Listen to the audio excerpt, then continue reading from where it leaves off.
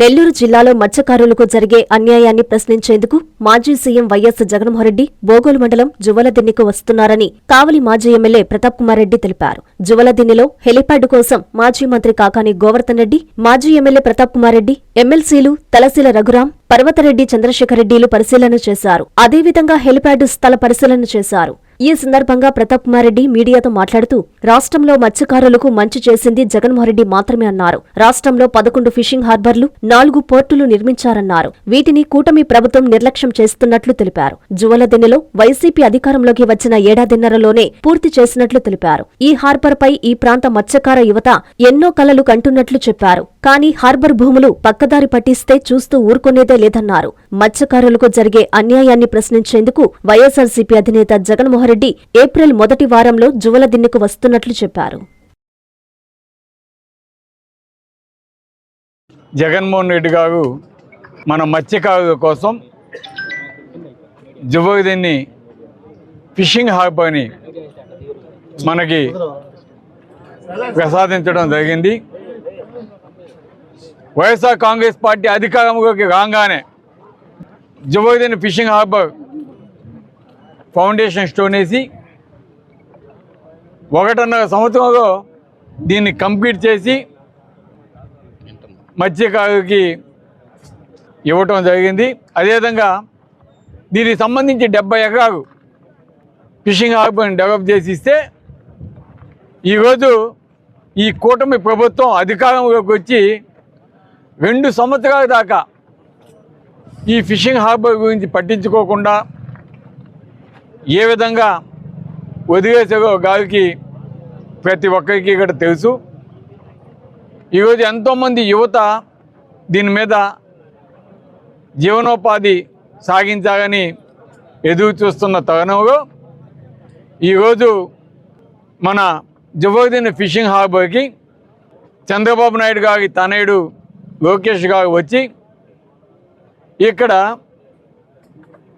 Sagar defence private limited అనే కంపెనీకి 29.5 ఎకరాలు మేము ఇస్తున్నాము ఒక ప్రైవేట్ కంపెనీకి అని చెప్పి ఇక్కడ ప్రారంభోత్సవం చేసేదానికి ఫౌండేషన్ స్టోన్ వేసేదానికి ఒక స్టోన్ కూడా వేయడం జరిగింది. అంటే ఈరోజు ఇది పూర్తిగా మత్స్యకారుల కోసం ఈరోజు జగన్మోహన్ రెడ్డి గారు ఇస్తే దాన్ని రెడీగా ఉన్న ఈ ఫిషింగ్ హార్బర్ని ప్రైవేట్ వారికి కట్టబెట్టారంటే ముందు అసలు ఈ ఫిషింగ్ హార్బర్ మన మత్స్యకారులకు ఉపయోగపడద్దా లేదా మొత్తం వాళ్ళు ఆక్యుపై చేస్తారా?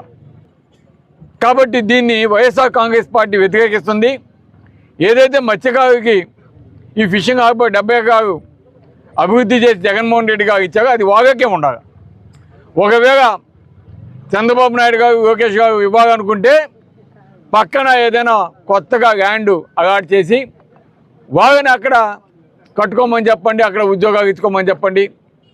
అప్పుడు ఇంకా మత్స్యకారులకి మంచి జరిగే అవకాశం ఉంటుందే తప్ప ఈరోజు మత్స్యకారులకు ఇచ్చిన ఈ ఫిషింగ్ హార్బర్ని ఎట్టి పరిస్థితుల్లో అనుమతించేది లేదని కూడా తెలియజేస్తా ఉన్నాము. మన రాష్ట్రంలో 947 కిలోమీటర్ల తీర ప్రాంతం ఉంది. ఈ తీర ప్రాంతంలో కొన్ని లక్షల మంది మత్స్యకారులు నివసిస్తున్నారు, సముద్ర వేట చేస్తా ఉన్నారు. వాళ్ళ ప్రయోజనాలు కాపాడేదానికి జగన్మోహన్ రెడ్డి గారు దాదాపు 11 ఫిషింగ్ హార్బర్స్, 4 పోర్ట్లు ఇవన్నీ కూడా తేవడం జరిగింది. ఈరోజు ఈ ప్రభుత్వం నిర్లక్ష్యం చేస్తుంది. కాబట్టి రేపు ఈడ మత్స్యకారులకు జరుగుతున్న అన్యాయాన్ని ప్రశ్నించేదానికి ఈరోజు జగన్మోహన్ రెడ్డి గారు మన ఏప్రిల్ 1st వీక్లో ఈ జువలదిన్నెకి పర్యటనకి వస్తున్నారు.